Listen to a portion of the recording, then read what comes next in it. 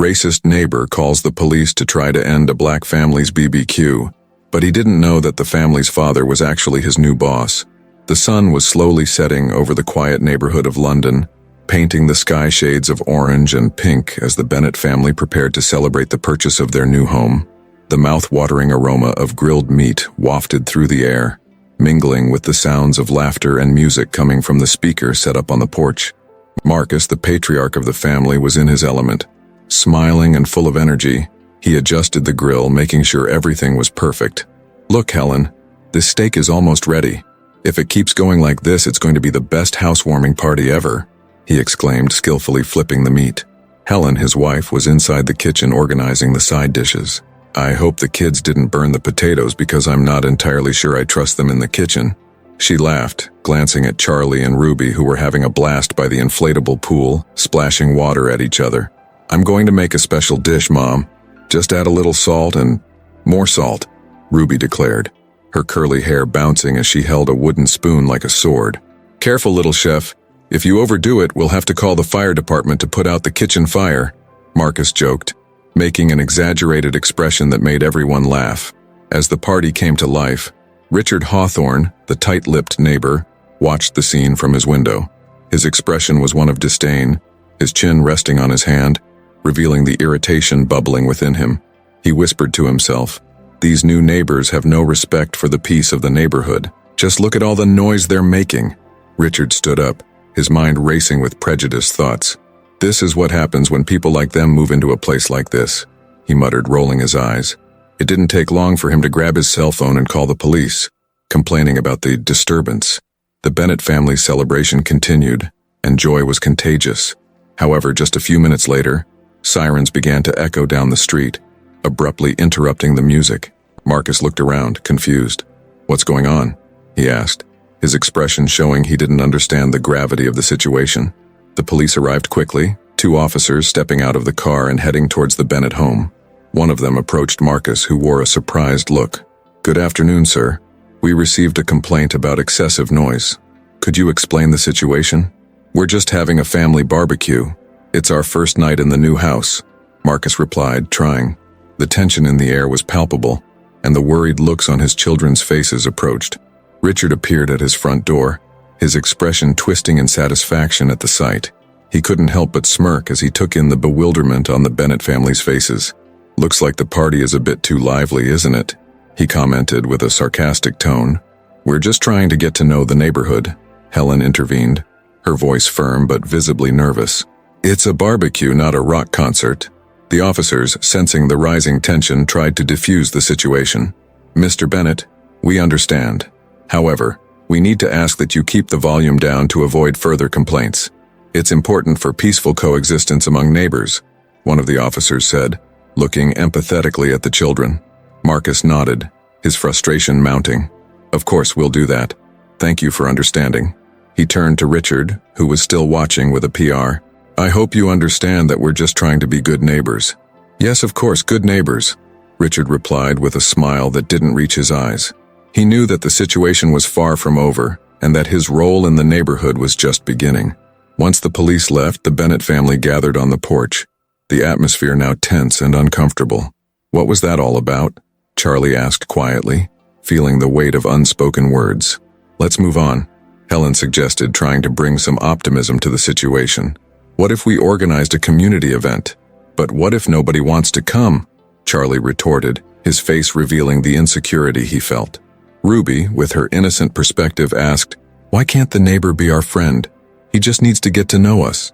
Marcus looked at his children, realizing that the only way to change the situation was to face challenges head on.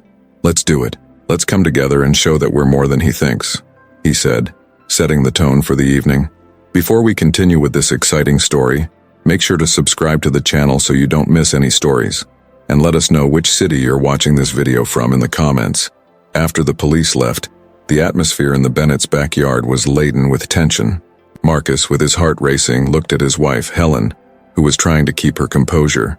Their children, Charlie and Ruby, were silent, their expressions reflecting the confusion and discomfort that hung in the air. "Why did he do that?" Ruby asked, her big innocent eyes seeking an explanation that Marcus knew wouldn't be easy to provide.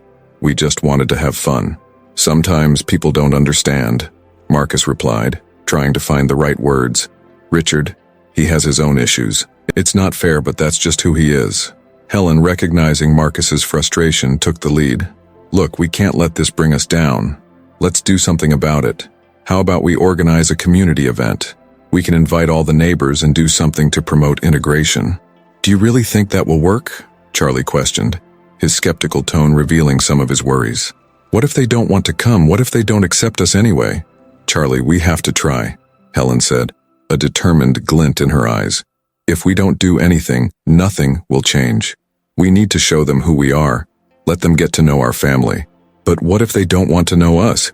Charlie persisted, crossing his arms as he wrestled with the idea of exposing himself to possible rejection. I just want to be accepted at school. Ruby, ever the innocent one, shook her head, worried. Why can't Richard be our friend? He just doesn't know we're nice. Marcus smiled slightly at his daughter's simple logic. That's true, Ruby. Sometimes people just need a chance to see beyond their own thoughts. Let's do that. Let's come together and plan something that shows everyone we are a united community. With the idea of the event taking shape, the family started discussing what it could include. Helen suggested a fair featuring traditional foods from various cultures, while Ruby wanted a space for children to play. Charlie, still hesitant, began to get excited about the idea of showcasing his own art. What if we create an art installation? Charlie suggested, his tone shifting. I think it would be a great way to express who we are and what we've experienced. That's a fantastic idea, Helen exclaimed, supporting her son's initiative. We could create something that represents our history and the diversity of the community. The atmosphere began to change as the family discussed their plans. The tension that had been present slowly dissipated, replaced by the excitement of a new project. They were determined to create something positive, something that could bring people together. That night, as they prepared for bed, Marcus reflected on what had H. He knew that the fight against prejudice wouldn't be easy, but he was committed to moving forward. Let's do this together, he said to Helen, wrapping her in a hug. We're in this together, no matter what happens. Yes, together, she replied, squeezing him tightly. Hope began to bloom between them, illuminating the darkness that Richard had brought. The Bennett family was ready to face the challenge, with courage and love, in search of a change that felt so necessary. Charlie Bennett walked through the school hallways with his head down, shoulders hunched as if trying to hide from the world. The day had started like any other, but soon turned into a nightmare. He overheard whispered laughter and cruel comments that sliced through the air like blades.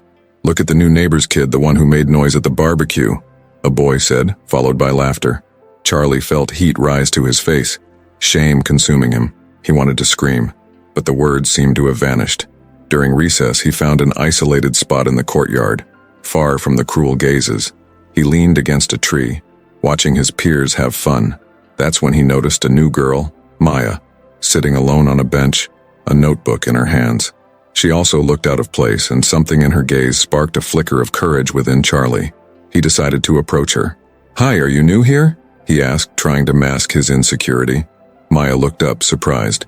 Yes, I am. My name is Maya, she replied, a faint smile lighting up her face. And you're Charlie, right? I've heard about you.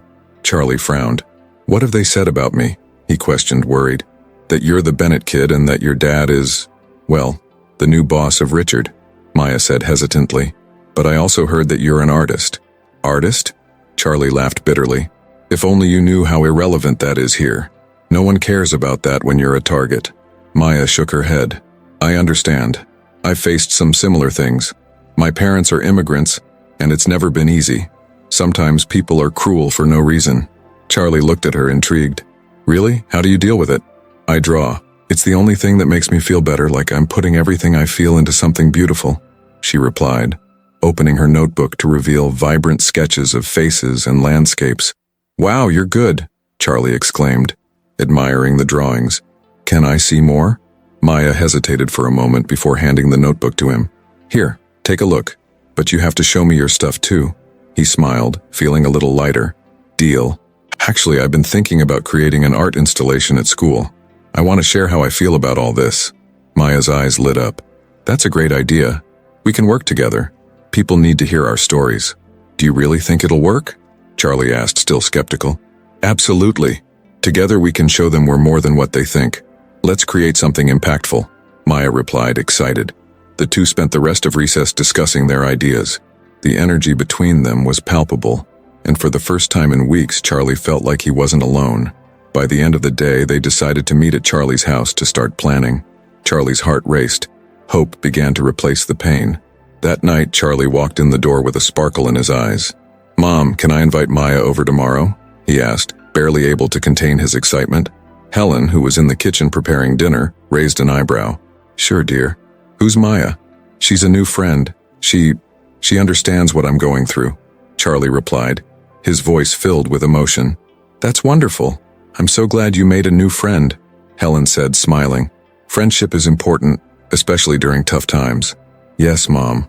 I really need this," Charlie whispered, thinking about how his friendship with Maya could change his perspective. As he climbed up to his room, Charlie felt renewed. The idea of creating something that could tell his story and Maya's was liberating. He knew he couldn't change the world alone, but now he had someone by his side, someone who also faced challenges and was willing to fight for a space where their voices could be heard. Richard Hawthorne sat in his armchair, staring blankly at the television, which was showing a trivial home renovation show. However, his mind was far from there, immersed in turbulent thoughts. He couldn't shake the image of the Bennett family, laughing and enjoying themselves at their barbecue, the music echoing around them. What had once seemed like a mere annoyance was now becoming an obsession. He recalled the words he had spoken to the police, the unfounded accusations that they were disturbing the peace of the neighborhood. Shame and anger mixed within him, but Richard didn't want to admit that he might have been wrong. That night, as the city settled into a peaceful sleep, Richard found himself surrounded by memories of his childhood.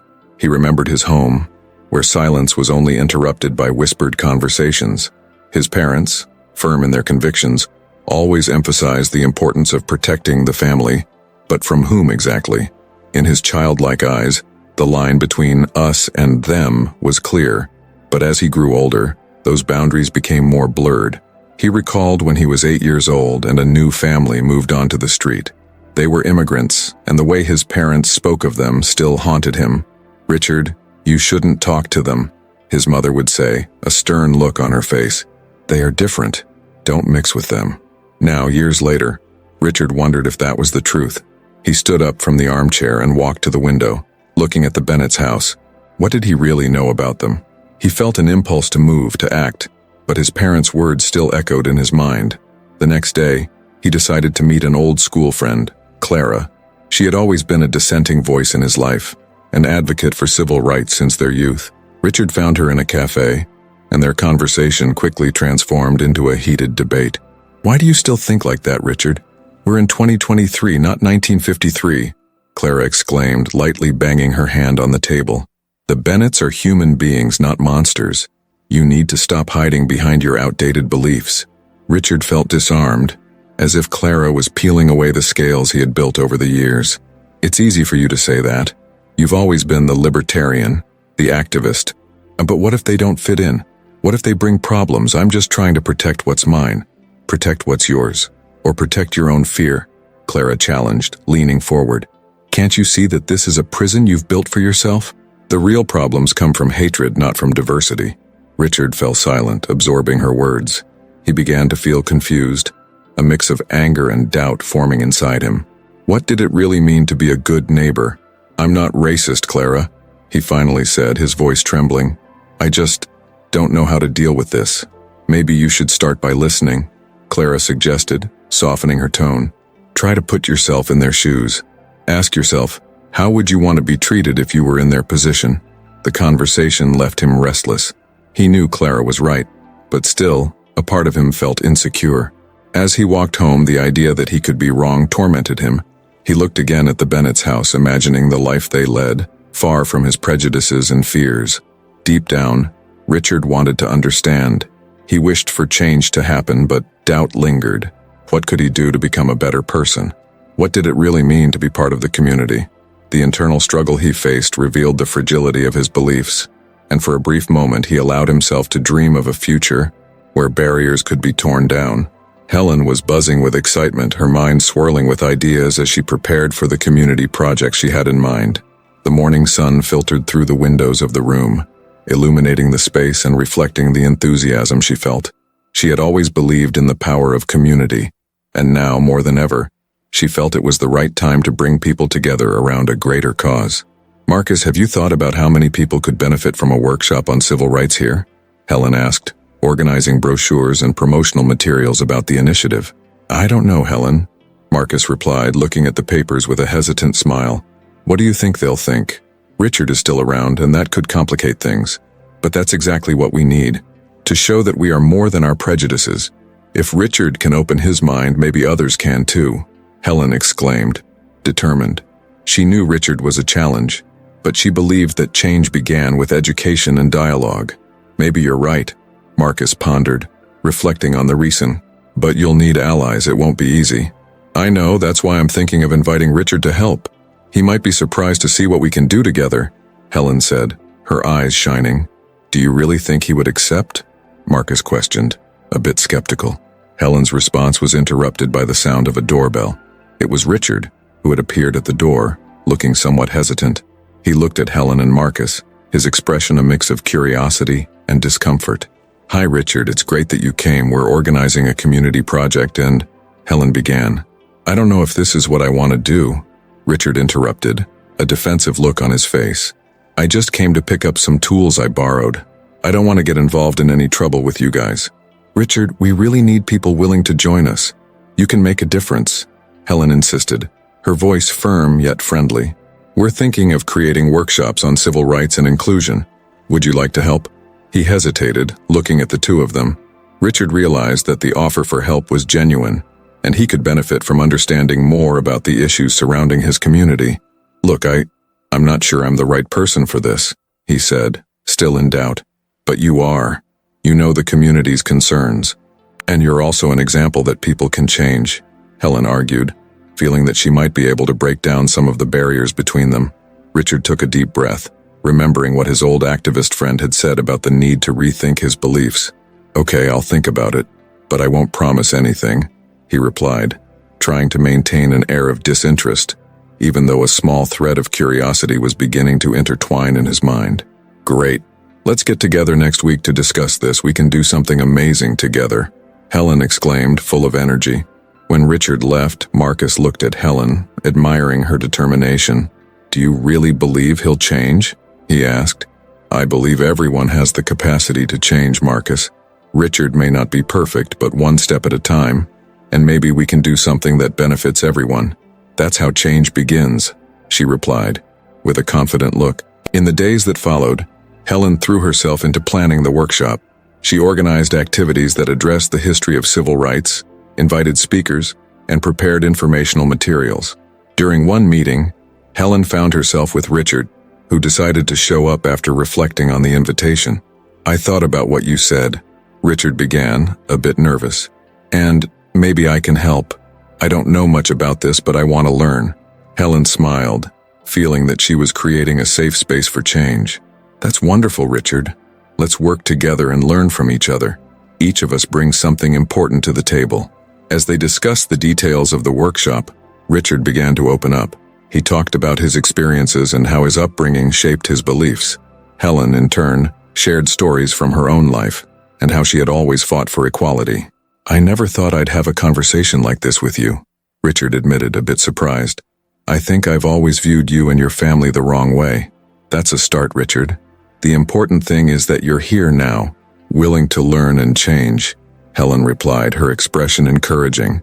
The relationship between the two was beginning to transform into something more respectful, and although the path ahead would be long, both were willing to embark on this new journey together. Weeks passed since the tumultuous barbecue, and excitement around the Bennett family's community event grew with each day. Marcus and Helen were busy organizing activities, while Charlie and Ruby enjoyed helping prepare posters and decorations. The idea of promoting a gathering that celebrated diversity and inclusion seemed to take hold of the neighborhood, and the family was determined to make it a success. On that sunny morning, the Bennetts were in the living room discussing final details when Richard Hawthorne knocked on the door. Marcus hesitated for a moment, recalling the tension that had lingered since their first encounter. However, looking at Helen, who was filled with hope, he decided to open the door. "Richard!" Marcus exclaimed, trying to mask the discomfort in his voice. "What brings you here?" Richard was nervous, his posture stiff and his hands clasped together, showing that he was not completely at ease. I want to help with the event," Richard said, the words coming out in a hesitant tone. "I know I haven't been the best neighbor, but I want to change that." Helen looked at Marcus, surprised yet intrigued. This was an opportunity. She smiled at Richard, encouraging him. "Of course. It would be great to have you on board. We believe everyone can learn and grow together." Marcus nodded, still a bit skeptical, but decided to give Richard a chance. "So what do you have in mind?" "I thought we could set up a booth where people can share their stories," Richard suggested, his voice gaining confidence. "Something that allows people to connect on a more personal level." "That's an excellent idea," Ruby exclaimed, who had been listening attentively. "Stories help us understand people." Charlie, who was standing a little. "What if people don't want to share? Or if they have bad stories about you?" Richard looked at the boy, a shadow of concern crossing his face. "I understand that, Charlie. What I did was wrong, and I don't expect you to trust me right away. But I'm here to learn." "Learning is good," Ruby said with a smile, which felt a bit easier to digest than what Charlie had said. With Richard's idea as a foundation, the team began planning the story booth. Excitement grew, and even Marcus's hesitation began to fade as he imagined the possibility of real change in Richard's heart. In the days that followed, the community rallied. Posters were put up, flyers were distributed, and conversations began to flow among the neighbors. The atmosphere was changing, although some still viewed Richard as the villain of the story. On the eve of the event, the Bennett family and Richard met once more. They were in the Bennett garage organizing the final details. The tension was still present, but there was a new kind of anticipation in the air. "I'm excited to see how everything turns out tomorrow," Richard said, looking around. He adjusted some of the posters hanging on the wall. "I hope people come." "They will," Helen said, holding a roll of tape. "And you're doing the right thing, Richard. This is an important step for all of us." Marcus, observing their interaction, decided to contribute. "Richard, you know many people still have a negative image of you, but your willingness to get involved is a good start." "I know, and that's why I'm here. I want to make amends," Richard replied, his voice a bit firmer. "I want to show that I can be a positive part of this community." "And you can," Charlie said, a little more open. "You just need to give it time." The group continued to work and night fell over London. The event was about to happen and everyone felt that something important was taking shape. Conversations flowed, and the idea of new connections and understanding hung in the air, like a promise of a more inclusive future. The day of the event had arrived, and an atmosphere of expectation hung over the community park. Families gathered, children ran between colorful booths, and the smell of grilled food filled the air. Charlie and Maya nervously watched the art installation they had created, a representation of their experiences with prejudice, composed of vibrant panels mixing images and words of pain and hope. The sun shone brightly, but the shadow of nervousness loomed over them. "Do you think people will understand?" Charlie asked, his hands trembling slightly. Maya, by his side, took a deep breath. "If they don't understand, at least they'll see that we're here and that our voices matter," she replied, trying to convey confidence. Meanwhile, Richard, with his heart racing, prepared for his speech. He was surrounded by a group of neighbors watching him with skeptical eyes, murmuring about his involvement in the event. "I know many of you still don't trust me, but today is a day for change," he said to them, trying to sound resolute. The upbeat music playing in the background faded as an announcement came over the microphone. "Ladies and gentlemen, let's kick off our community event. We invite Richard Hawthorne to the stage to say a few words." Applauded by some and booed by others, Richard stepped onto the stage, his heart pounding. He positioned himself in front of the microphone, sweaty palms gripping the stand. He looked out at the crowd, feeling the weight of every gaze upon him. "Hello, everyone," Richard began, his voice trembling. I am Richard, and before anything else I need to apologize. I haven't been a good neighbor. I let my prejudices speak louder than my humanity." A murmur passed through the crowd. Richard saw familiar faces, including Marcus, who watched him with a neutral but attentive expression. "When the Bennetts moved into my neighborhood, I didn't just see a new family. I saw everything I had learned about what was different. Instead of opening myself up to get to know you, I acted in ways that pushed you away." He took a deep breath, the weight of the words heavy on his tongue. "I didn't realize I was perpetuating a cycle of hate. A cycle that I grew up learning. I let ignorance speak for me. And for that, Marcus, I want to publicly apologize to you. I was wrong. The murmurs of the crowd grew louder, and Marcus straightened, his expression now a mix of surprise and apprehension. Richard, this is a big step, he replied, his voice clear. But what you do next is what really matters. Richard nodded, his gaze fixed on the ground for a moment before he faced the audience again. I want to change.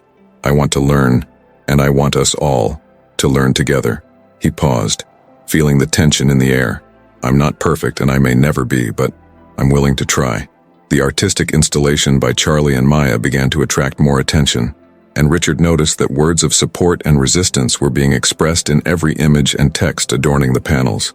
And for those who feel alone like I once did, know that you are not alone. I'm here to listen. I'm here to learn. A timid round of applause began to rise from the crowd, gradually growing as Richard looked to the Bennetts, who exchanged a meaningful glance. Marcus, you are a man I respect. I hope that, over time, I can earn your respect as well. I accept your apology, Richard, Marcus replied, the sincerity in his voice resonating through the crowd. But the real work starts now. We need to build a community where everyone feels safe and respected. That's something we have to do together. Richard nodded, his expression revealing a new understanding. And I'm willing to do that. I want to be an ally. The audience applauded more enthusiastically now, and the tension that had previously existed began to dissipate.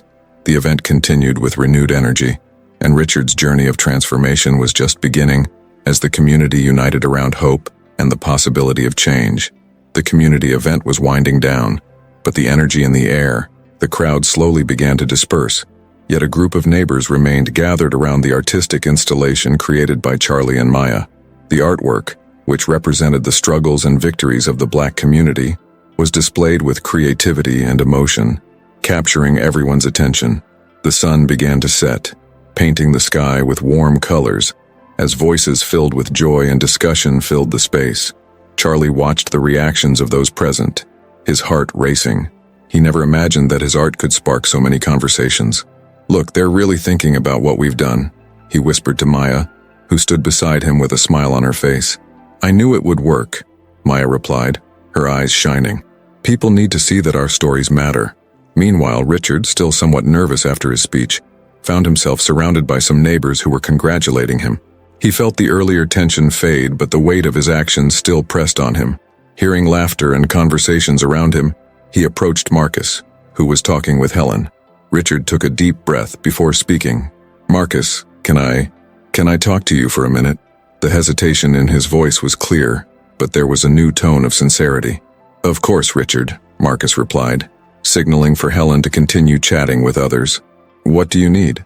Richard glanced around to ensure no one was listening. I know I'm not the most popular person here and that I've done bad things, but I want to change. I want to be a good neighbor, and not just in words, but in action. Marcus evaluated Richard for a moment. He saw a man who, despite a stained past, was seeking something different. Change is hard, Richard, but if you truly want it, you need to be willing to listen and learn. I'm willing. I'm here, aren't I? That's a start, Richard said, a slight smile forming that seemed more genuine than many he had given before. Their conversation was interrupted by the growing excitement of a group of children approaching the artistic installation. Charlie and Maya moved closer to hear what their peers had to say about their creations. One girl, Clara, looked at the art and exclaimed, "Wow, this is amazing. I never thought that this could be so beautiful." "Yeah, that's what we felt," Charlie said, a bit shyly, but happy with the response. "We want people to understand our stories. You guys should do more of this. It's super important," commented one of the boys, Raphael, who had previously made hostile comments towards Charlie. The fact that he was now praising the art was a sign that something was changing. Maya smiled at Charlie. "See? Things are starting to change. We can do more exhibitions, more art." Richard watched the interaction between the children and felt a pang of hope. He realized that perhaps future generations could have a different world, one that he would help build rather than destroy. He turned to Marcus again. "I want to help. How about I join the workshops Helen is organizing? I want to understand more about the culture and the experiences you all face."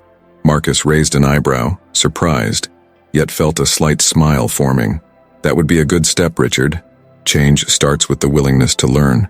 Meanwhile, soft music began to play in the background again, and the community gathered for farewells and thanks. The atmosphere was light, almost festive. The event, which had begun with so much tension, had now transformed into a symbol of hope and change. Charlie and Maya, still absorbing the compliments, exchanged knowing glances. There was a sense of accomplishment between them, a certainty that their voices were being heard. "I think we're just getting started," Maya said, looking at the adults around them, who were now united in a spirit of camaraderie. "Yeah, and this is just the first step," Charlie replied, feeling more confident. "We can make a difference. And if Richard can change, who else can?" Meanwhile, Marcus and Richard continued their conversation, both aware that the road ahead would be filled with challenges but also opportunities. The day was coming to an end, but the transformation was just beginning to unfold before them. The sun began to set, bathing the neighborhood in a golden light as the Bennetts decided to open the doors of their home for a new barbecue, this time with an atmosphere of celebration and friendship. Marcus and Helen were in the kitchen, preparing a variety of dishes that reflected the fusion of their cultures. The smell of grilled meat mingled with the aroma of spices that Helen had used in her marinades. Ruby and Charlie, now more excited about the idea of gathering the neighbors, were helping to set up tables and chairs in the backyard, laughing and joking with each other. "Look, Mom, the table is almost ready," Ruby exclaimed, her face beaming with a wide smile. "Great job, Ruby. Let's add some flowers to make everything look even nicer," Helen replied as she arranged the salads on the table. Charlie, on the other hand, felt a bit nervous. He knew that Richard and his family would be there, and the memory of their first encounter still lingered in his mind. "Mom, do you think he will really change? What if he starts up with those things again?" Charlie asked, his expression filled with concern. Helen approached her son, placing a hand on his shoulder. "Charlie, everyone has the capacity to change. The important thing is to give them a chance. And remember, you and Maya have done something incredible with your installation. That already makes a difference." Meanwhile, Richard and his wife, Clara, were on their way to the Bennett's house. Clara looked at Richard, who seemed lost in thought. "Are you nervous?" she asked, noticing the tension on his face. "A little. I don't know how they will receive me," Richard replied in a low voice. "After everything that happened, they are giving you a second chance, Richard. You need to do your part too," Clara said, encouraging him. When they arrived, the backyard was filled with laughter and animated conversations. Marcus, spotting Richard, smiled and waved. "Richard, it's great to see you," he said, trying to convey warmth and welcome. "Thanks for the invitation, Marcus. I hope it's not a burden," Richard replied, trying to hide his nervousness. "Actually, we're all here to celebrate and get to know each other better. Let's set our differences aside for today," Marcus said with a smile that seemed to break some of the ice. As the evening progressed, guests mingled. Ruby and Clara quickly became friends, chatting about their families and experiences. Meanwhile, Charlie and Maya approached a group of teenagers where the atmosphere felt lighter. "Did you see how the installation sparked so much conversation? People are really interested," Maya remarked, her eyes shining. "Yeah, it's good to know that what we did is making an impact," Charlie replied, relieved to see the group's receptivity. Music played in the background as everyone served themselves food and enjoyed the festivities. Richard watched from a distance, observing the Bennetts interacting with the other neighbors. A feeling of insecurity washed over him, but he also felt a flicker of hope. "It's all right, Richard. Just be yourself," he murmured to himself. Feeling the need to get closer, Richard approached Marcus, who was turning the meat on the grill. "Can I help with anything?" he asked, trying to break the barrier that still existed between them. "Of course. Could you pass me that seasoning over there, please?" Marcus replied, surprised by Richard's initiative. "I appreciate your help. That means a lot to me." As Richard handed over the seasoning, he decided to open up. "You know, I'm really trying to change. What happened in the past was horrible, and I don't want to be that kind of person anymore." Marcus, not looking directly at Richard, simply nodded. "We all have our mistakes, Richard. The important thing is to learn from them and do better. I'm willing to help you on that journey." The conversation continued, and soon everyone gathered around the table, sharing stories and laughter. The atmosphere was charged with a new, lighter energy. When it was time to toast, Marcus raised his glass. "To new friendships and change, may we always seek to understand one another." The others raised their glasses, and Richard, now more relaxed, nodded in agreement. "To change," he declared, feeling part of that new dynamic. The barbecue continued with an air of joy, as everyone present felt more connected. Ruby, with her spontaneous nature, decided to start a dance. pulling others to join her. Clara and Richard clapped, laughing at the little girl's enthusiasm. What once seemed like a barrier between the neighborhood residents began to dissolve, and the promise of a more harmonious future hung in the air.